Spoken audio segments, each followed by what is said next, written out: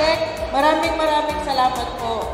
Sabi nga po namin, full support kami kasama ninyo dito sa Angadanan. So palakpakan natin.